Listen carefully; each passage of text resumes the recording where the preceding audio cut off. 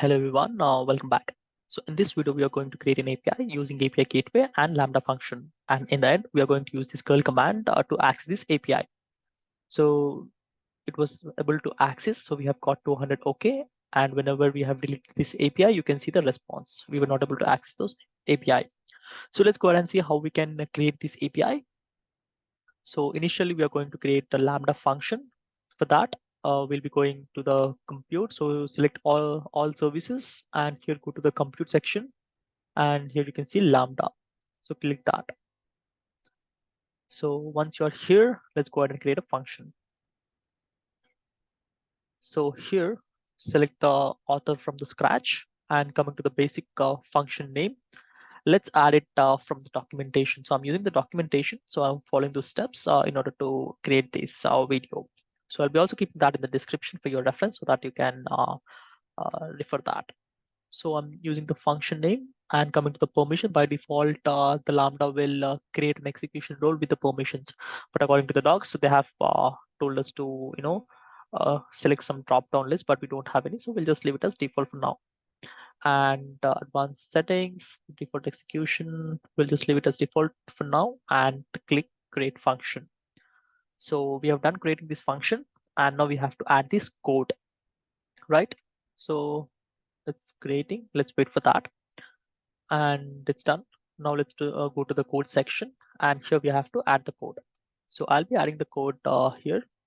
So I've copied it and let's add the code.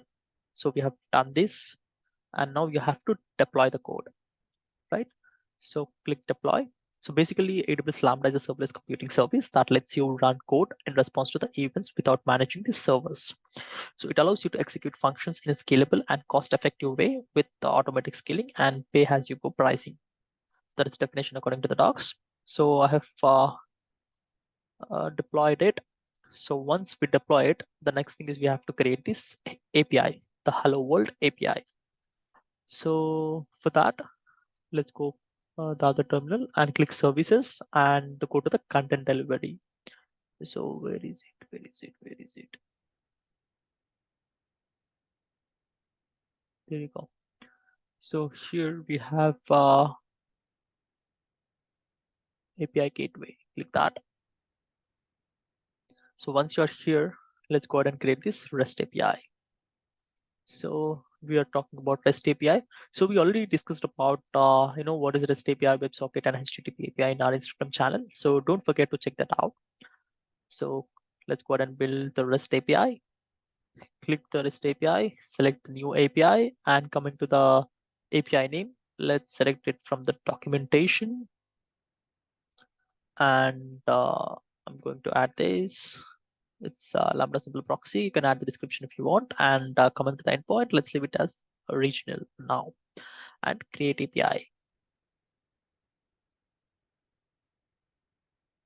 The next thing is we have to create the resources. So resources is nothing but it's actual endpoint which we are creating.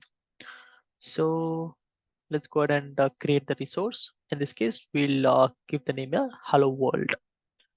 So let me copy that and let me add my resources Hello World and leave everything as default and click create resources. So it's done. And now we have to create this method, right, for this Hello World. So let's go ahead and create this method. And coming to the method type, select any.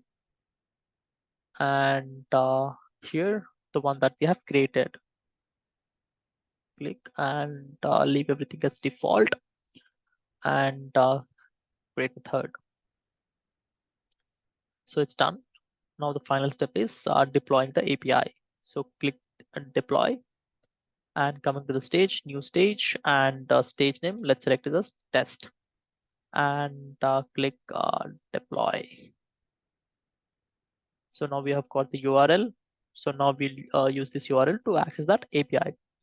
So let me copy that from the documentation and change the URL accordingly. So we have got an example here. So instead of this, we'll be using this URL. So let me change that.